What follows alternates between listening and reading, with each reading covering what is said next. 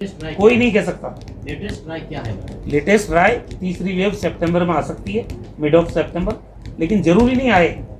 अगर ये जिस ढंग से हम सावधानी बरतेंगे, हमने सेकंड वेव के टाइम में भी कहा था पहले, अगर आप मास्क लगा के रहेंगे, बार बार हाथों को सैनिटाइज करेंगे, 2 गज की दूरी बना के रखेंगे, समूह में अनावश्यक रूप से एकत्रित नहीं होंगे और टाइम पे अपने आप को वैक्सीनेट करा लेंगे, तो दूसरी तीसरी वेव नहीं आएगी।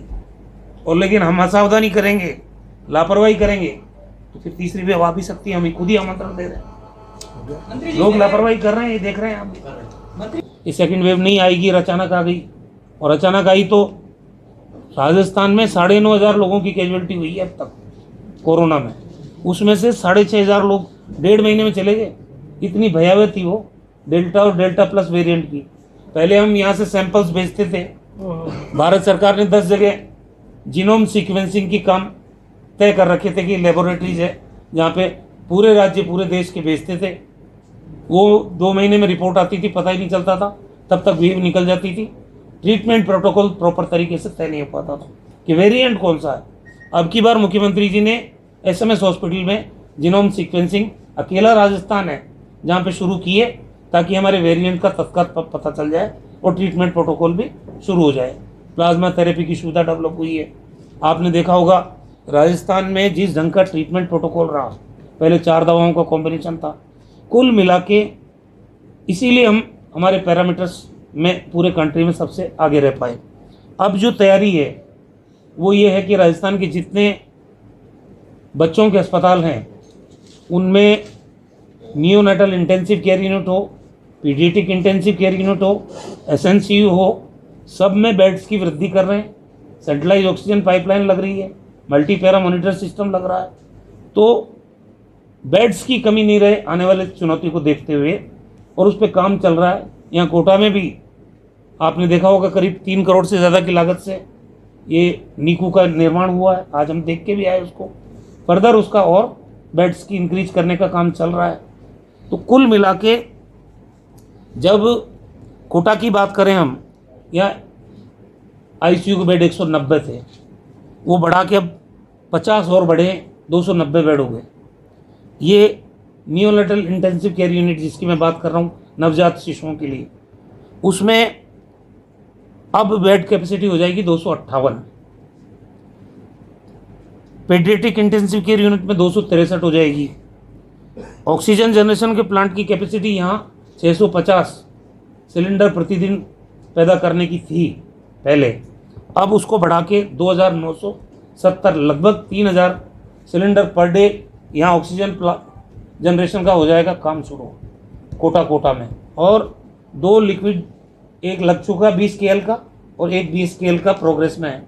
ये दोनों लगने के बाद इनकी कैपेसिटी है 2200 सिलेंडर एक प्लांट की, तो 4400 सिलेंडर उससे हो जाएंगे, तो करीब 7,400 सिलेंडर।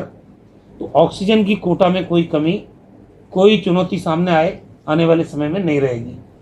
सेकेंड वेव में हमने देखा था कि 3 मंत्रियों को मजबूरी में मुख्यमंत्री जी को दिल्ली भेजना पड़ा, क्योंकि सारे जितने भी मेडिकल लिक्विड ऑक्सीजन बनाने के प्लांट थे पूरे देश में, उनको अधिग्रहित कर लिया भारत सरकार ने, और वो फिर अलॉट करती थी कि इतनी ऑक्सीजन इस राज्य को मिलेगी। हमारी ज़रूरत 615 मैट्रिक टन की, और हमें उन्होंने दी 400 मैट्रिक टन। ऐसे टेलीफोन रात भर उठा रहे थे, अधिकारियों की टीम लगी टोटल ऑक्सीजन मैनेजमेंट में। अगर ऑक्सीजन की किल्लत से भर्ती मरीज मारे जाते तो राजस्थान की कितनी बदनामी होती और हमें भी कितना अच्छा नहीं लगता। उस परिस्थिति में हम गुजरे हैं। 3 मंत्री वहाँ गए, धारीवाल साहब थे, मैं गया, BD कल्ला साहब गए।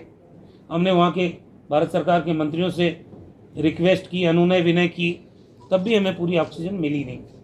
रेमडेसिविर की किल्लत, टोसिलिजुमैब की किल्लत, म्यूकोरमाइकोसिस जो ब्लैक फंगस है उसकी दवा, एम्पोटेरेशन बी, उसकी किल्लत, सबकी राशनिंग कर दी उन्होंने। हमें जितनी ज़रूरत थी मिली नहीं।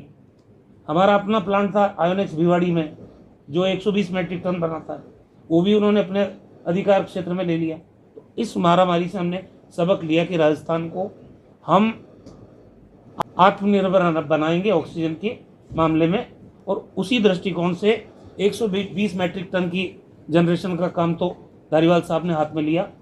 टोटल राजस्थान में 400 जनरेशन के प्लांट लग रहे हैं अभी, और लिक्विड ऑक्सीजन के प्लांट भी, जैसे कोटा में एक लग चुका है 20 KL का, और एक 20 KL का और लग जाएगा। बाकी भी जहाँ मेडिकल कॉलेजेस हैं वहाँ पे हम लिक्विड स्टोरेज का ऑक्सीजन प्लांट वहाँ भी लगा रहे हैं। उसके अलावा जितने भी लग रहे हैं, हमने 50,000 ऑक्सीजन कंसनट्रेटर परचेज किए।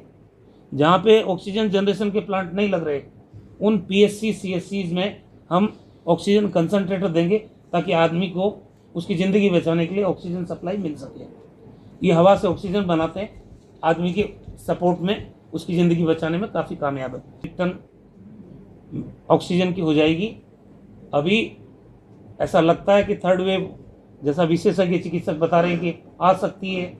पिछली बार भी ऐसे ही लगा था कि सेकंड वेव नहीं आएगी, और अचानक आ गई, और अचानक आई तो